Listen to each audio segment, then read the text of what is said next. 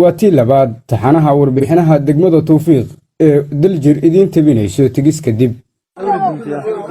sida warbixintii koowaad aan ku soo gudbinay meelaha muhiimka ah ee degmada Tawfiiq ay u baahan tahay in maaro loo helo caqabadaha ka jira waxa kamid ah jidadka gaar ahaan jidka isku xira Tawfiiq oo cirifka Puntland ku taal iyo degmooyinka kale ee gobolka Mudug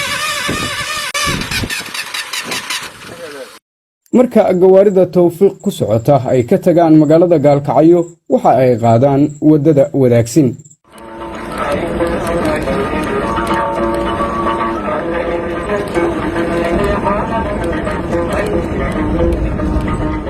jidka dhawaan ayaa jay la saaray oo intiisa badan laami kama dhaco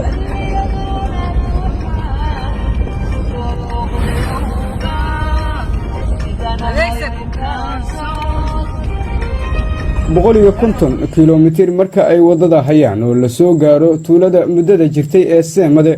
ayaa la maraa wado raf badan oo 75 kiiloomitir dhanka koonfureed loo aado magaalada Tawfiiq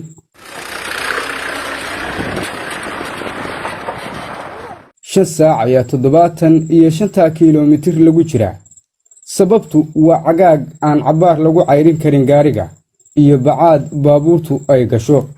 bar ka mida gawaariduna maba haweystaan oo inta labada candhole ayaa taga sida naloo sheegay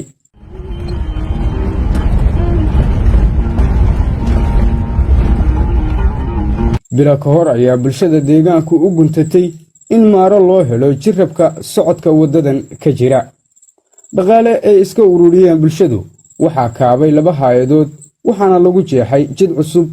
oo 71 kiiloomitir Tawfiiq ilaa Seemade oo wadaagsin ay ka gasho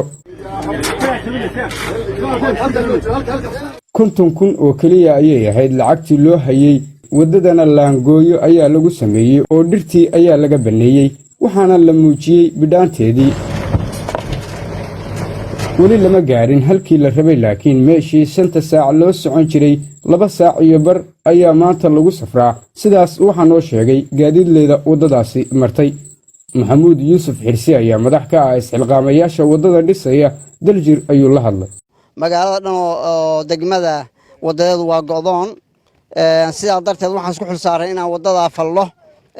dawladda Puntland oo madaxda uu ka yahay Saciid Cabdullaahi Dani iyo ku-xigeenkiisa Axmed Garaash oo aan ka tirsanahay dawladdaas in wadadaas ay nala dhisaan oo wax nagala qabtaan baan ka codsanaynaa marka saddexaad hay'adaha samafalka oo dawliga inay nagala qayb qaataan baan ka codsanaynaa marka afraad waxaan ka codsanaynaa intii islaam oo wax sadaqaysanaysa wadadaas waa sadaqa jaariya inay nagala qayb qaataan jidka dhaqaale laamaha joogay jay lagu saaro looma hayo dadka deegaankuse waxa ay wadaan in ay qabtaan awoodooda meelaha godadka iyo halka dhagxaantu ay ku badan tahay iyo carrakaawo lagu buuxinaya ragga ka shaqaynayana waa iskaa wax ugu qabo dhulkaaga gawaarida buuxinaya meelaha godadka ah waxaa lagu shubay shidaal oo keliya qaar ka mid ah qurba joogta deegaanka ayaa 20 fuusto ku taageeray shaqada socota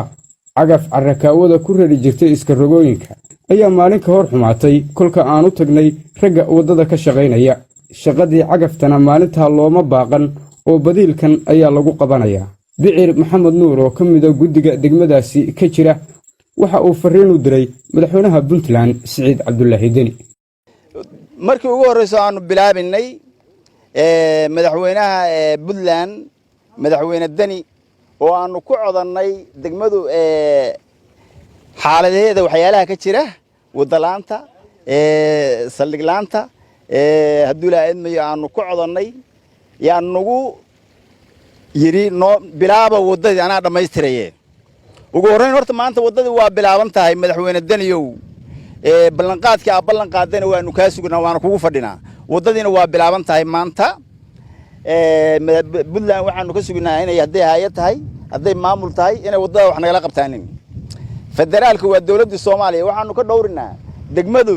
Tawfiiq qoontayntii waxa ay qoonto u lahayd oo ay ku lahayd federaalka waanu ka dhowrinaa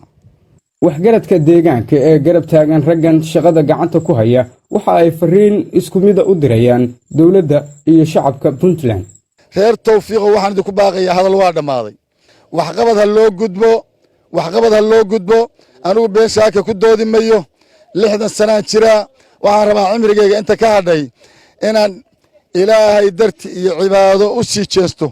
jaaliyadii 20 fuusta bixisay